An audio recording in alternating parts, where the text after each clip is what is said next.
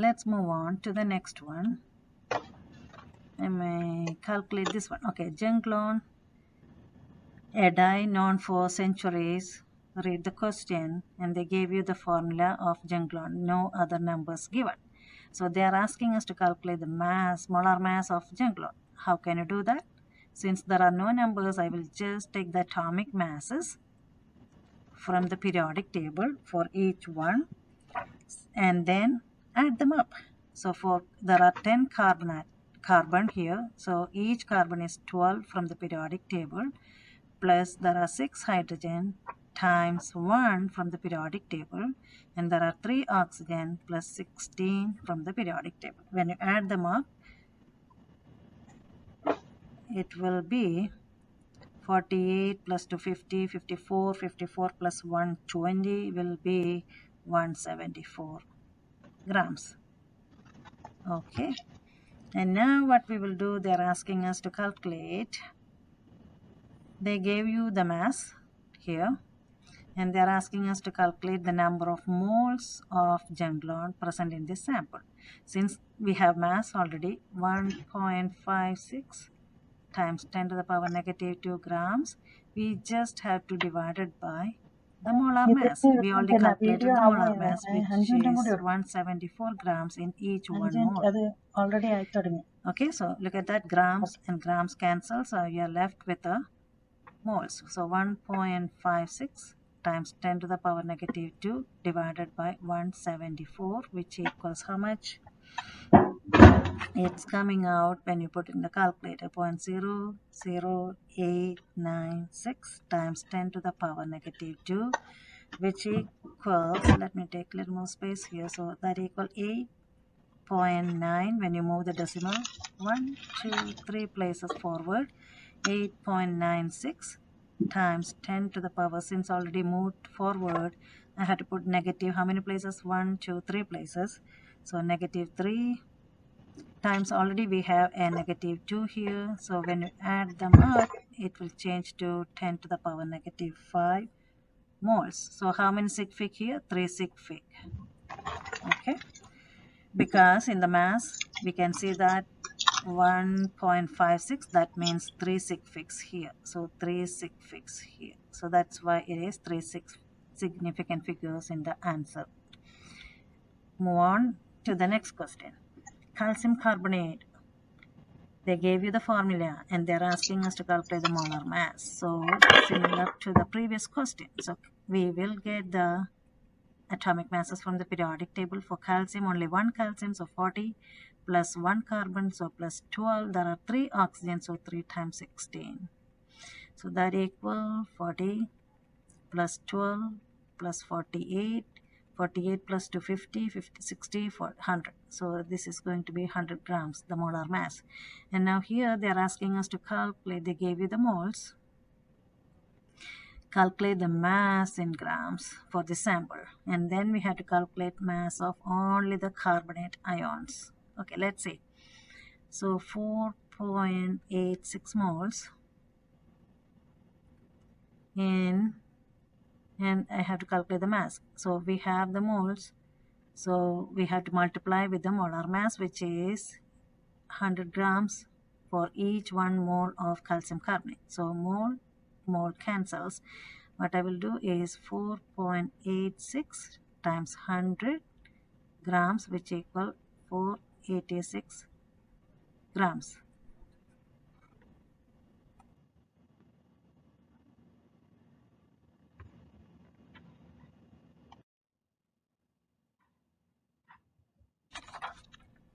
Okay, now in this case they are asking to find the mass of carbonate. So what we will do is we will just find the molar mass first for this ion. You don't have to consider the charge on the top. You just have to add the atomic masses of each element here. So carbon only 1, so we will just put 12, plus there are 3 oxygen, so 3 times 16. So when you add them up, 12 plus 48, that will be 60 grams. So that's what we need first, and then let's do this calculation. So in 486 grams, how many grams of carbonate ions, right? How many carbonate ions are there? That's what they're asking. So we know in 100 grams, we just calculated, we have 60 grams here. So we will take that one, 60 grams here. Okay, so grams and grams get cancelled, and then what we will do is 486 times 60 divided by 100 grams. So that equals 486 times 6 divided by 10. So 486 times 0.6, that equal, let me do the calculation.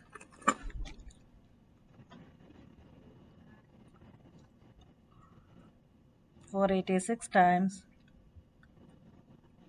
0.6 equal 291.6. So that means if you want to change it to scientific notation, 2.9,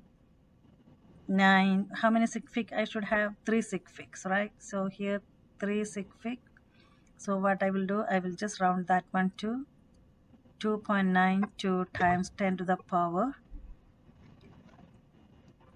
2 grams. That's going to be your, okay, let me take that one out.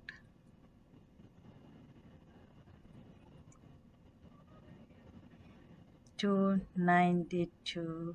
Oh my god, why is it coming like that?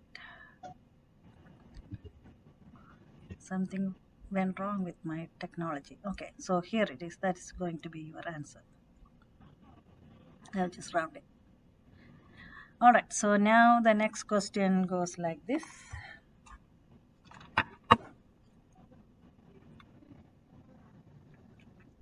Isopendyl acetate, which is, the formula is given here. The compound responsible for the scent in bananas can be produced commercially.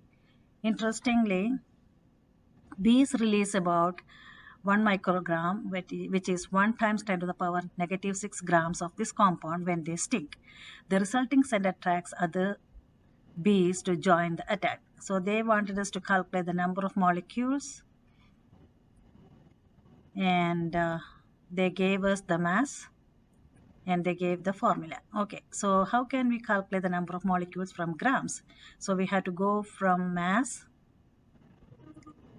to moles, and from there we have to go for the representative particles.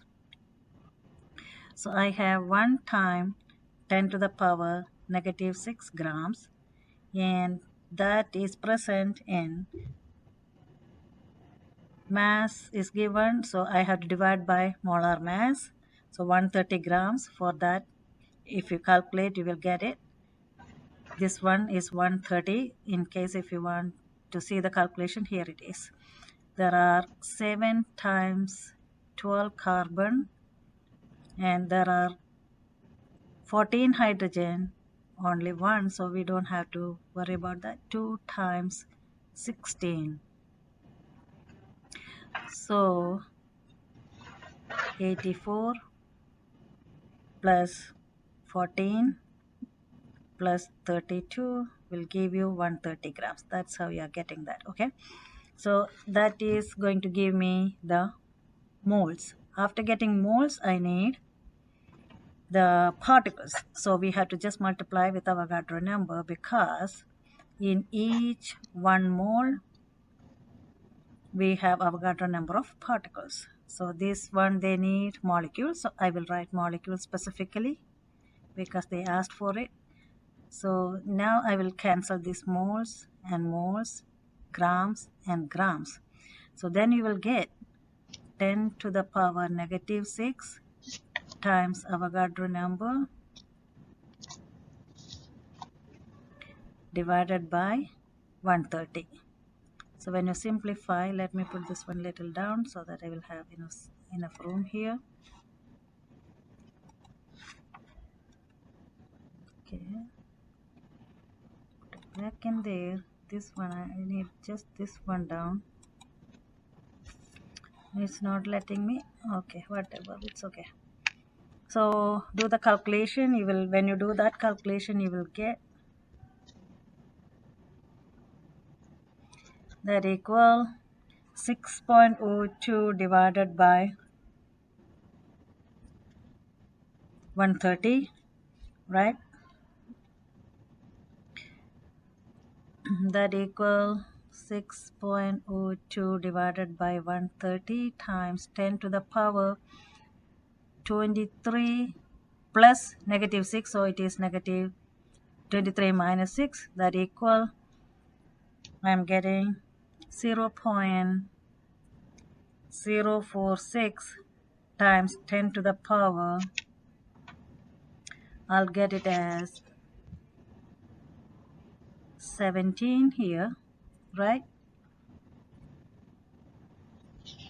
Now move the decimal, that equal 4.6, and since I moved 2 places, so it will be negative 2, so it will be 15 here.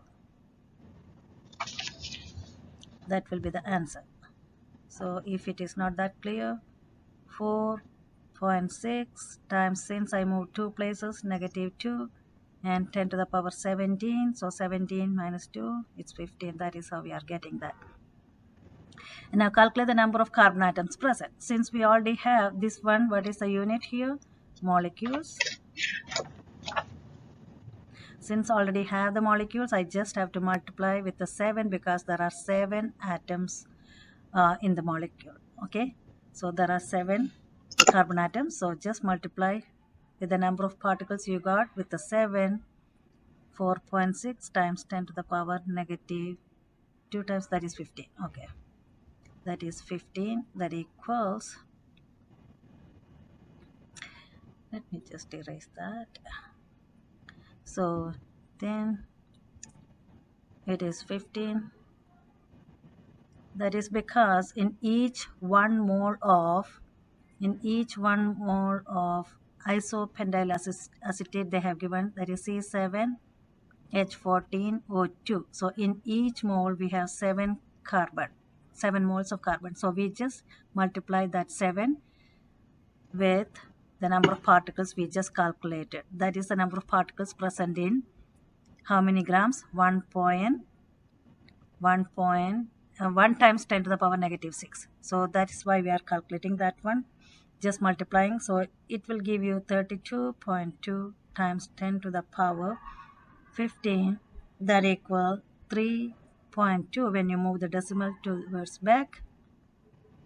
So that will equal 10 to the power 16, and the unit will be what? Carbon atoms.